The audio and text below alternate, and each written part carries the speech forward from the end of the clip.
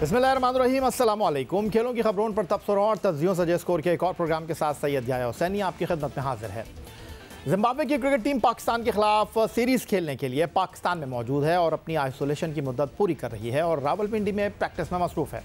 दूसरी जानिब पाकिस्तान टीम ने लाहौर में रिपोर्ट कर दिया है और वो भी लाहौर में रिपोर्ट करने के बाद अब जिम्बाब्वे की टीम के खिलाफ सीरीज़ की तैयारी में मसरूफ़ है।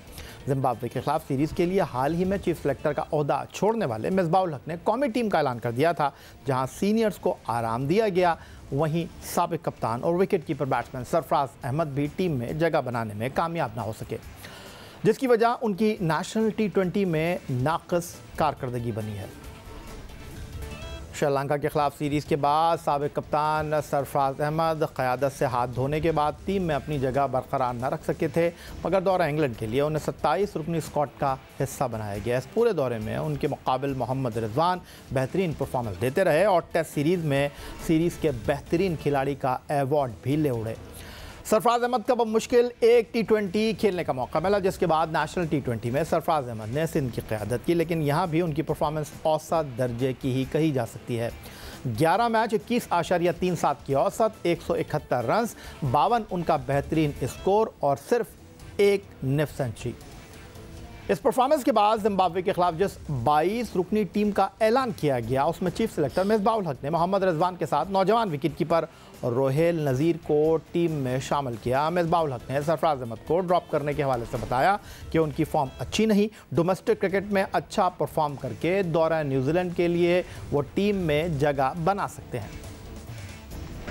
सरफराज की जहाँ तक बात है तो मेनली आप सबको वो पता है कि इस टाइम पे जिस तरह की रिजवान की फॉर्म है, मेन विकेट कीपर हमारे पास रिजवान है और मोस्ट प्रोबेबली वही खेलेगा ये सीरीज़। सरफराज का चांस मुश्किल बनता और हम लोग ये चाहते थे कि सरफराज इस दौरान में फ़र्स्ट क्लास के मैचेस खेले और न्यूजीलैंड के लिए अपने आप को बेहतर तरीके से प्रिपेयर करे। ऑब्वियसली न्यूजीलैंड के लिए हमारे पास टेस्ट मैचेस हैं और एक 3 T20 की सीरीज़ है, तो उसके लिए देख रहे हैं उसको और चाहते हैं कि ज़्यादा खेल के और बेहतर फॉर्म उसकी वापस आ जाए।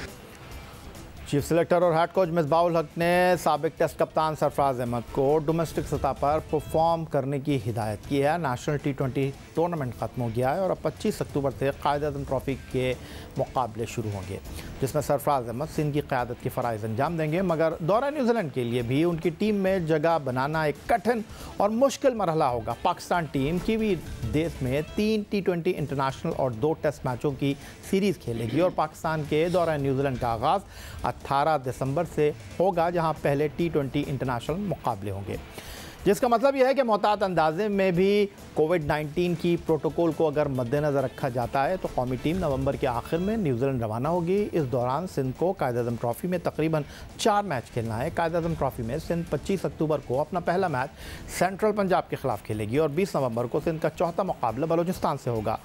अगर सरफराज अहमद को दौरा न्यूजीलैंड के लिए अपना टिकट पक्का करना है तो इब्तदाई 4 मैचों में उन्हें गैर मामूली कारकर्दगी का मुजाहरा करना होगा। दूसरी सूरत में दौरा न्यूजीलैंड के लिए भी कौमी टीम में सरफराज अहमद की शमूलियत के इम्कानात बहुत कम नज़र आ रहे हैं।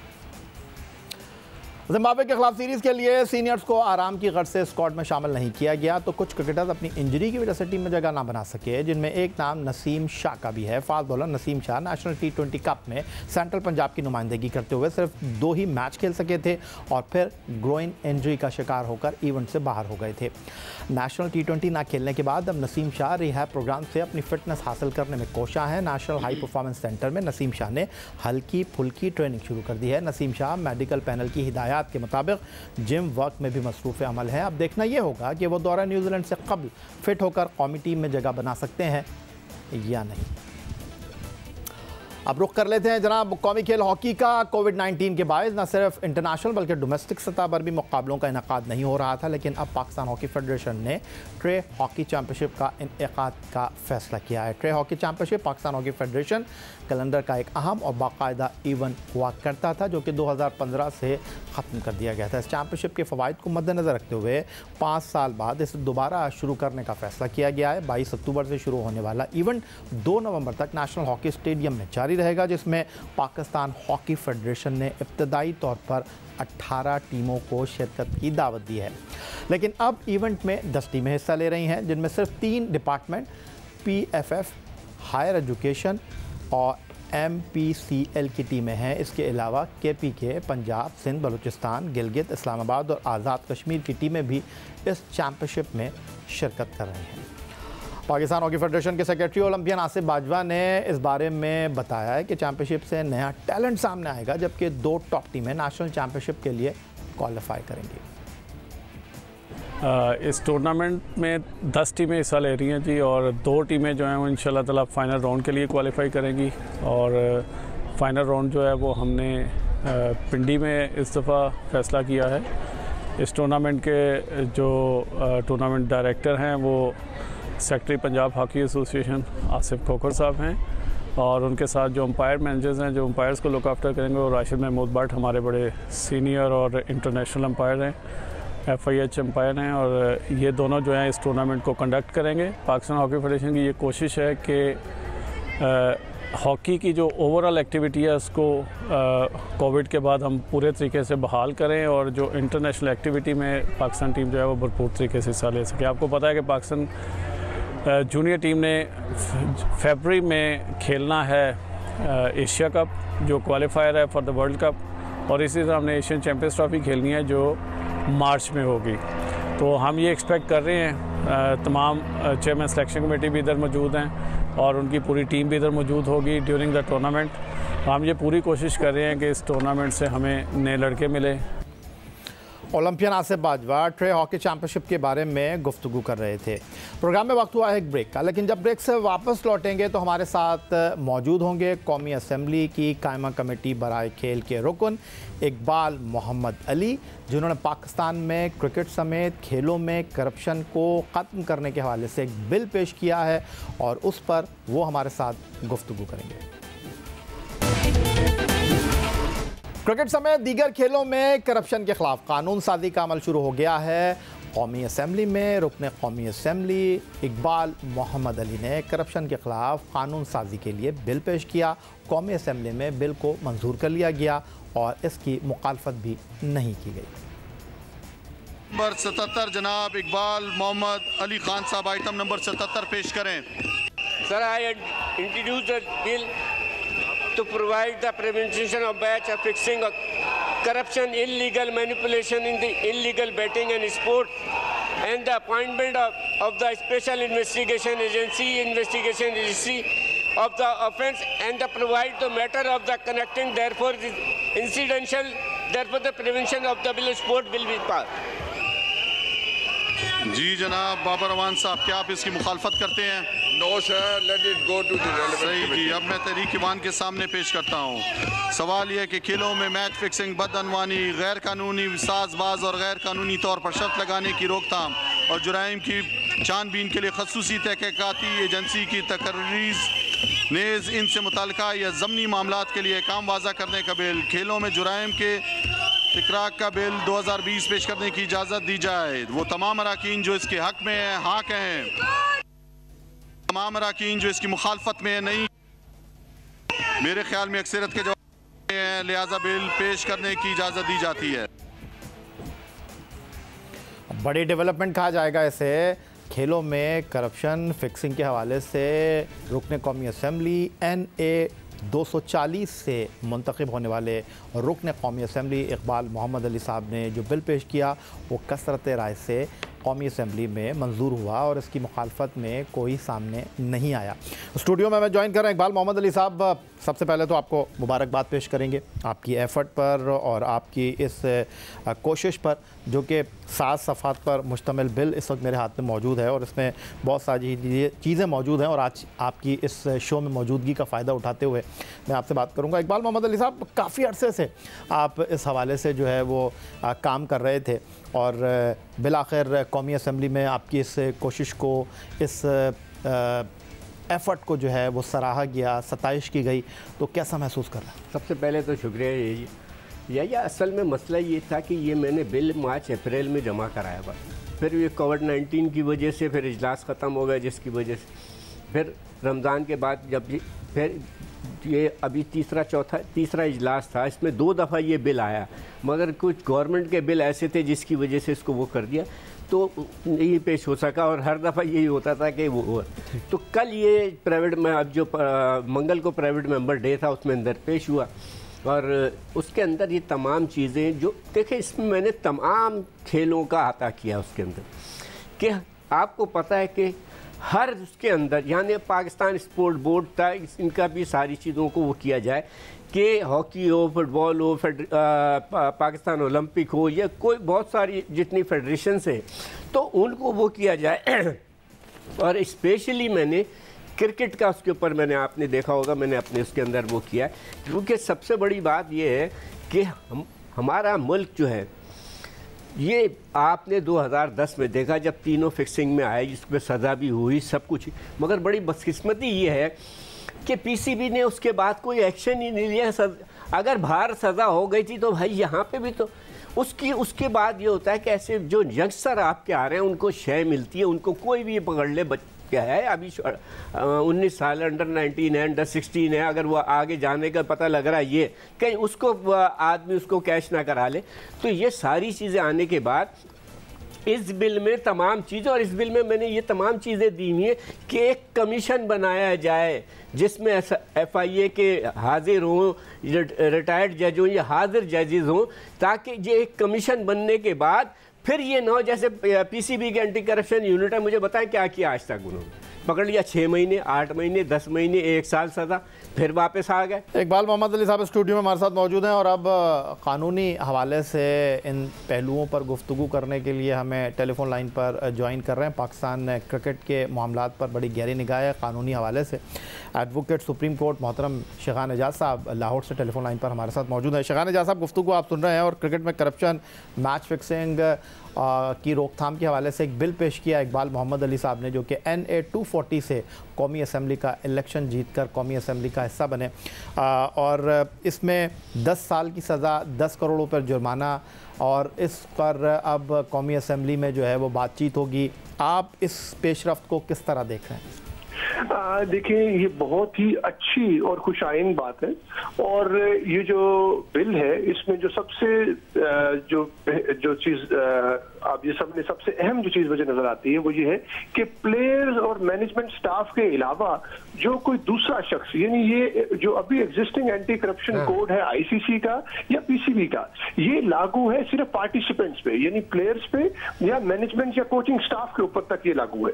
ये जो बिल है ये बुकीज को भी कानून के दायरे के अंदर लेके आता है, तो ये बात इस बिल की बहुत ही खुशाइंद है, और जिसकी मैं समझता हूँ बहुत जरूरत है कि ये हर शख्स के ऊपर अप्लाई करेगा। यानी जिस तरह हमने माजी में देखा है कि प्लेयर्स स्पॉट फिक्सिंग में या मैच फिक्सिंग में इन्वॉल्व रहे हैं, तो सजा जो है वो उन्हें तो मिली, लेकिन जो बुकी थे ना उनकी शनाख्त किसी के सामने आई, ना उनकी आइडेंटिटी किसी को पता है, ना उनको इस तरह सजा मिली।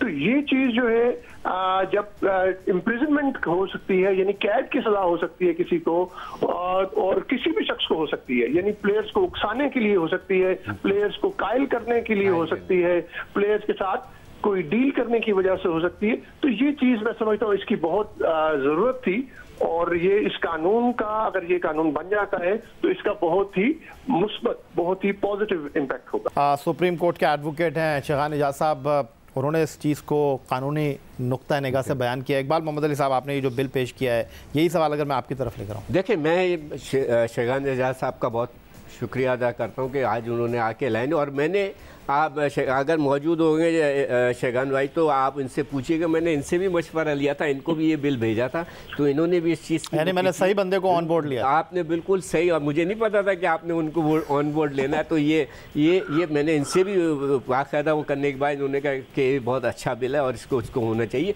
और ये जो तमाम चीज़ें मैंने आपसे पहले कहा कि इसमें जो बाहर बैठा हुआ, आपको मैं उकसा रहा हूँ या ये मैच लगा हुआ इस पर पैसे लगा दूँ, तो आप मुझे वो कर सकते हैं कि इस आदमी ने वो किया था, तो अगर आपकी ऑथेंटिक रिपोर्ट है और आप बिल्कुल कंफर्म हो कि मुझे वो करने वाला ये आदमी है, आज तक वो बुक ही नहीं आया। मैंने एक मिसाल दी आपको, अगर आप खालिद लतीफ़ के वकील को लाइन पे ले लें, वो बता देंगे कि यार बुकी सामने था मगर आज वो साहब ICC के एंटी करप्शन यूनिट में चले गए। तो यार ये क्या है? अगर यहाँ से निकल के कोई वहाँ चला जाए तो सारी चीज़ें सामने, तो इसको पाबंद किया है ये कमीशन बना के, ताकि फिर ये नहीं रहेगा कि किसी की भी कोई होगा। बोर्ड अपनी जगह पे वो जो भी उनका एडमिनिस्ट्रेशन जो भी काम है, जिस तरीके से शेख खान साहब ने बात कही है, बिल्कुल उस तरीके से वो रहेगा, मगर इसका इम्प्लीमेंट जो होगा, और ये इस चीज़ के ऊपर मैं समझता हूँ कि हर स्पोर्ट्स का जो लोग हैं अब उनकी निगाहें बिल्कुल वो हो जाएंगी कि ये कानून बनने के बाद कि अगर आपने कुछ की, ये नहीं कि 6 महीने 3 महीने तू मेरे फलाने का वो है, तू फलाने का वो है, उसकी सिफारिश आ गई, उसकी सिफारिश आ गई।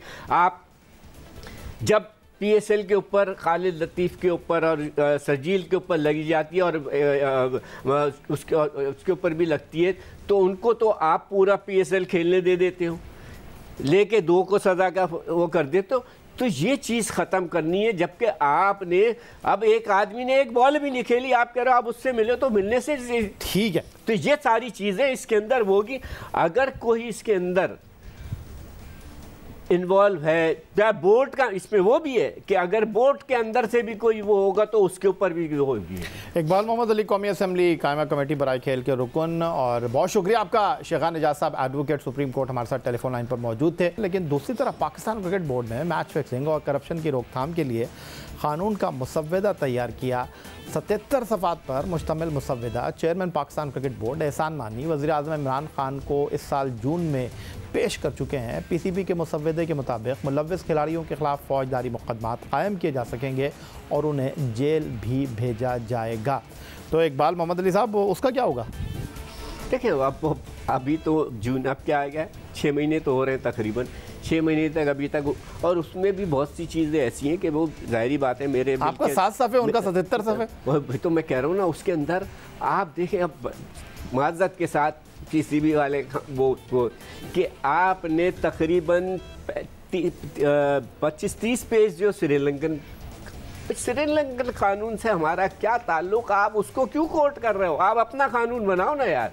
पाकिस्तान का कानून चलेगा या श्रीलंका का कानून चलेगा? अगर कोई आपने उसकी मिसालें दे दी, उसके अंदर ये कौन सा तरीक़ेकार है? आप फिर उसके साथ साथ 77 पेज के अंदर फिर एंटी करप्शन के 20 पेज है, 4 पेज आपके सिर्फ आपने इसके ऊपर डाले ये कानून साजी। और ये जो 7 सफ़े ये खालिसतन आपकी कोशिश है, आपके जहन में जो चीज़ें मौजूद थी आपने वो रखे हैं, इसमें एंटी करप्शन यूनिट और बाकी किसी मुसव्वदे को शामिल नहीं किया? नहीं, मैं यही तो कह रहा हूँ ना कि मैंने लॉयर से किया, जैसे आपने शेखान एजाज साहब को लिया, मैंने इनको भी भेजा कि मैंने कि इन्होंने भी इसके ऊपर वो किया, 2-4 से और मैंने किया। अगर कहीं वो थी, देखिए मैं खुद तो जाहिर बात है कानून तो नहीं हुए, लॉयर तो नहीं हूँ, मगर इसमें बहुत से लोगों से बैठ के सारी चीज़ें करने के बाद यहाँ ये चीज़ थी, हमने ये बताया कि यहाँ ये चीज़ें होती हैं इस तरीके से, इसको किस तरीके से इस करप्शन से, इस स्पोर्ट्स से, खेलों से इन हमारे बच्चों को, जो आने वाली नस्लें हैं, उनको इस चीज़ से रोका जाए। शुक्रिया आपका इकबाल मोहम्मद अली खान साहब, कौमी असम्बली के रुकन, गुफ्तगू कर रहे थे खेलों में मैच फिक्सिंग, करप्शन की रोकथाम के लिए जो कौमी असम्बली में एक बिल पेश किया गया है, जो अब बहस के लिए मंजूर कर लिया गया है। यही था आज का हमारा ये प्रोग्राम। ट्विटर पर आप मुझे फॉलो कर सकते हैं, फेसबुक पर हमारा पेज score.geo-news, जहाँ जाकर आप इस प्रोग्राम के क्लिप्स एक बार फिर देख सकते हैं, और आप हमें ईमेल कर सकते हैं score@geo.tv पर अपनी राय से आगाह कर सकते हैं। इस दुआ, इस उम्मीद, इस तवक्को के साथ कि पाकिस्तान में खेल और खिलाड़ी तरक्की करते रहें। सैयद या हुसैन को स्कोर की पूरी टीम के साथ अगले प्रोग्राम तक के लिए इजाज़त दीजिए। अल्लाह हाफ़िज़।